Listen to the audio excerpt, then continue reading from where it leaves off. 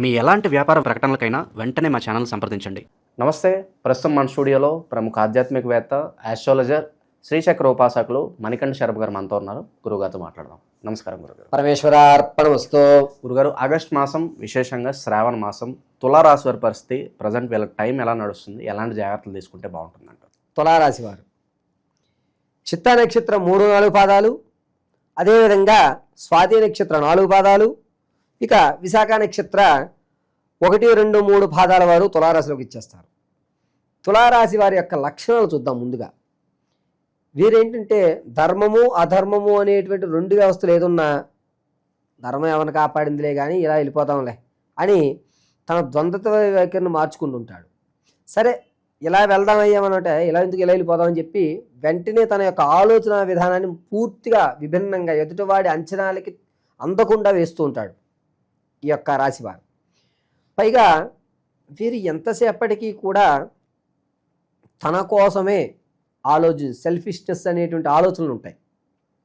ఎవరు ఎలాగైనా అనండి, నాకు కావాల్సిన అంతే అనేటువంటి ఒక వైఖరికంలో ఉంటారు. వీరికి లాభపడుతోంది అంటే ఎంతవరకైనా ఏ పనైనా చేస్తూ ఉంటారు. వీరికి కావాల్సింది స్వలాభం. పక్కవాడు ఎలా అయిపోయినా వీనికి సంబంధం లేదు. నేను నిలబడ్డానా, నేను రూపాయి సంపాదించుకున్నానా, నేను గౌరవంగా ఉన్నానా, నేను అనేటువంటి ఒక వ్యవస్థతో ఇతను నడుస్తూ ఉంటాడు. అంతేకాకుండా ఇటువంటి వారితో మనం స్నేహం చేయడం, ఇటువంటి వారు మన పక్కన ఉండడం వల్ల కొన్ని సందర్భంలో ధర్మమయ వైపు కూడా వెళ్ళే అవకాశాలు కలుగుతాయి. మనకేంటంటే అల్టిమేట్గా పని కావాలి. ఆ పని పూర్తవ్వాలి అంటే మార్గాలు ఇతనే చెప్తూ ఉంటాడు. అది ధర్మం కానివ్వండి, అధర్మం కానివ్వండి, ఏదన్నా సరే గమ్యస్థానం చేరేటువంటి ఆలోచన విధానం అంతా పూర్తిగా ఉంటుంది. స్పీడ్ నిర్ణయాలు తీసుకుంటారు. క్షణాల్లో తన యొక్క ఆలోచన విధానాన్ని మార్చేస్తూ ఉంటాడు. ఎప్పుడు కూడా అందరికీ ఏంటంటే 2 రకాలుగా 3 రకాలుగా ఆలోచిస్తూ ఉంటారు. ఇతను 10 రకాలుగా ఆలోచిస్తాడు. 10 వైపులు 10 మందిని పంపించేస్తాడు. ఒకేసారి ఎదుటి వ్యక్తిని లాక్ చేసే అష్టదిగ్బంధన అంటారు సరే, అలా లాక్ చేసేటువంటి ఆలోచన విధానం కలిగి ఉంటుంది. ఒక విధానంతో ఇతను ఆలోచించరు. ఇక ఆగస్టు నెలలో వీరి యొక్క ఫలితాలు శ్రావణ మాసం విషయానికి వస్తే, శ్రావణ మాసంలో ఈ రాశి వారికి ధనం అనేటువంటిది చాలా తక్కువ లభించడం.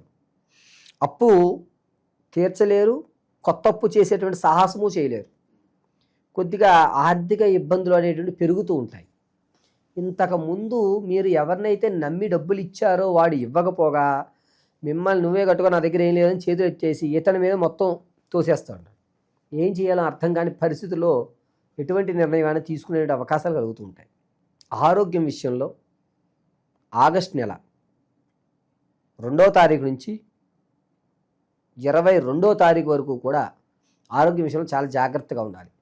తల నొప్పి రావడం, మెదడులో రక్తం అనేటువంటిది ఆగడము, ఇటువంటి వ్యవస్థలు ఎక్కువ నడుస్తూ ఉంటాయి. పెట్టిన విషయాన్ని మర్చిపోవడము, ఏమి అర్థం కాని పరిస్థితుల్లో నడుస్తుంటాడు. మానసికమైనటువంటి ఇబ్బందుల వల్ల ఇటువంటివి కలుగుతూ ఉంటాయి. ఇక విదేశాలకు వెళ్దామనేటువంటి ఆలోచన ఉన్నటువంటి వారు ఎవరైనా సరే ఆగస్టు 14వ తారీఖున ప్రారంభం చేసుకోండి. 14 నుంచి 18 వరకు కూడా మంచి అవకాశం కలుగుతూ ఉంటుంది. రాజకీయ రంగంలో ఉన్న వారికి అంతగా లాభించేటువంటి అవకాశం లేదు. ఇంతకుముందు మీ నిర్ణయం ఏదైతే ఉందో దాంట్లో మెలిపెట్టి ఆ రోజు నువ్వు అన్నది తప్పు అని మిమ్మల్ని క్రియేట్ చేసి మీ యొక్క వ్యవస్థను తగ్గించేస్తారు. ఈ నెలలో రాజకీయ నాయకులు కలిసి వచ్చేటువంటి అవకాశం లేదు. ఏదన్నా వ్యాపారాలు కొత్తగా ప్రారంభించాలంటే ఎటువంటి రంగాల్లో వీళ్ళు పెట్టుబడులు పెడితే బాగుంటుంది అంటారు గురుగారు? గోచార రీత్యా పొలాలు కానీ, లేదా ఆకుపచ్చటి వ్యవస్థలు అంటే తోటలు వేయడం, లేదా పెసలు పండించడం, ఇటువంటి ఆకుపచ్చ వర్ణమైనటువంటి వ్యవస్థలు చేయడం వీళ్ళకి గోచార రీత్యా కుదురుతుంది. అదే మీరు వ్యక్తిగతంగా తెలుసుకోవాలి అంటే కనుక date of birth, time, place of బర్త్ని బట్టి వ్యక్తిగతంగా కూలంకషంగా పరిశీలన చేసి మీకు చెప్పడం జరుగుతుంది.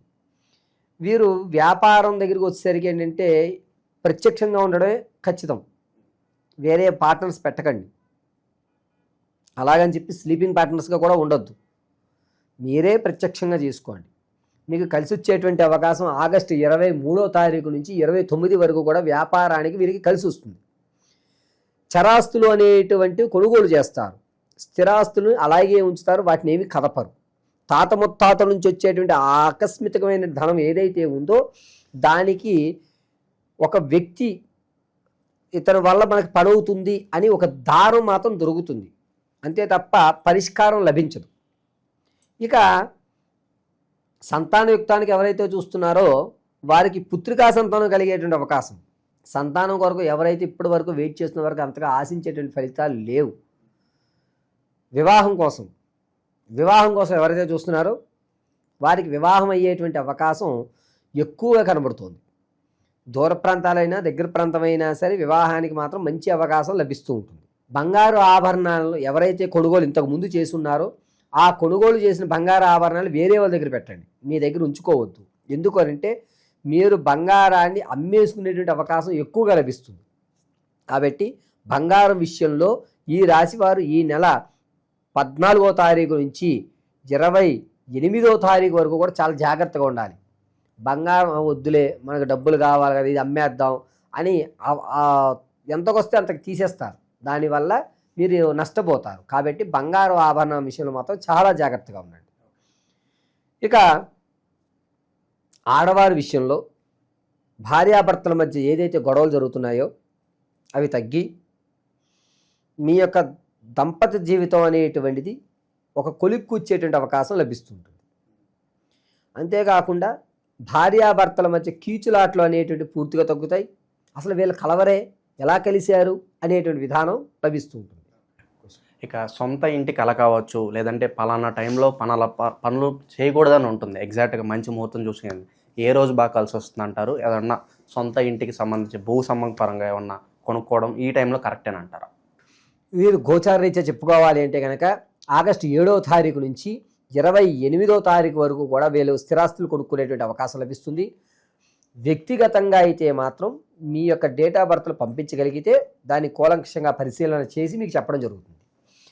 వీరు శుభ సమయము అనేటువంటిది కనుక వస్తే, అంటే ఆరోగ్యంగా కానీ ఆర్థికంగా కానీ ఇబ్బందులు అనేటువంటి జరుగుతున్నాయి కదా, వీటిని పరిష్కారంగా చెప్పవలసి వస్తే కనుక మేధా దక్షిణామూర్తి ఆరాధన చేయడం మంచిది.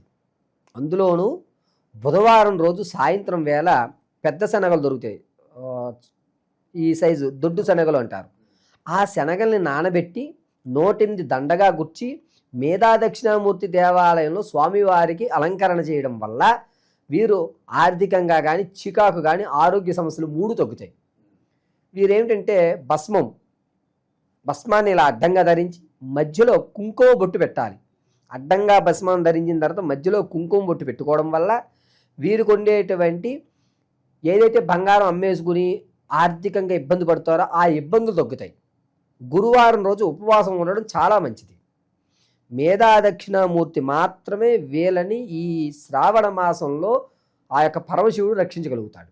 ఈ ద్వాదశ రాశులు ఫలితాలు అనేటువంటివి గోచార రీత్యా మాత్రం మీకు తెలియజేయడం జరుగుతుంది. పంచాంగకర్తల ఆధారంగా గోచార రీత్యా కేవలము ఈ రాశి వారికి ఈ నెలలో ఈ విధంగా జరుగుతోంది అని మాత్రం మీకు వివరించడం జరిగింది.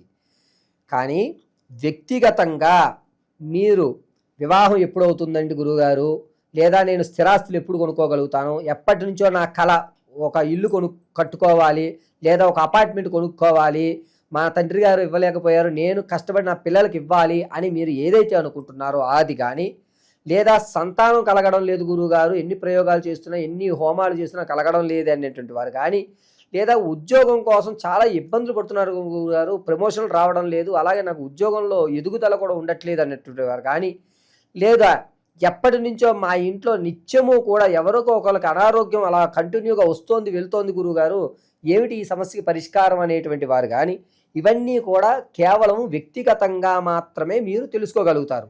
ఆ వ్యక్తిగతంగా మీరు తెలుసుకోవాలి అంటే మీ date of birth, time, place of birth ఉండాలి ఖచ్చితంగా.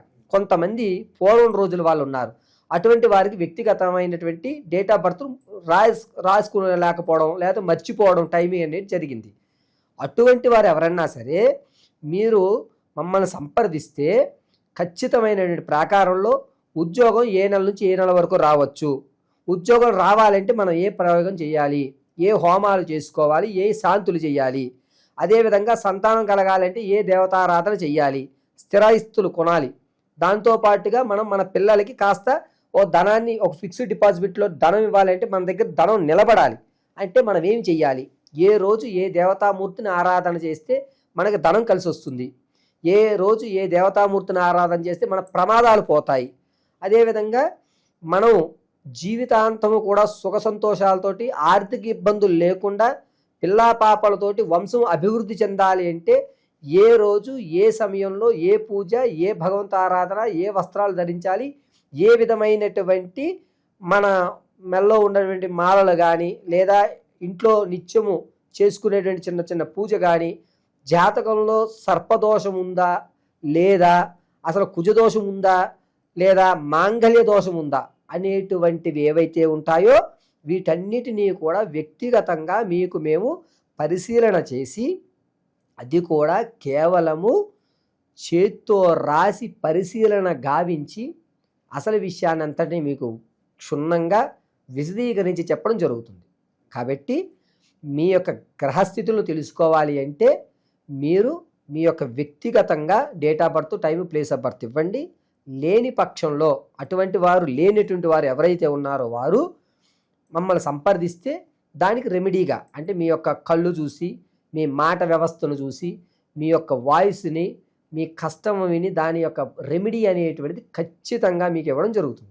ఈ మాసంలో వీళ్ళ పరిస్థితి ఏ విధంగా ఉండబోతుంది, ఎలాంటి పరిహారాలు చేసుకోవాలి, మీ మాటలో చాలా బాగా వివరించారు. ధన్యవాదాలు. పరమేశ్వర అర్పణమస్తు.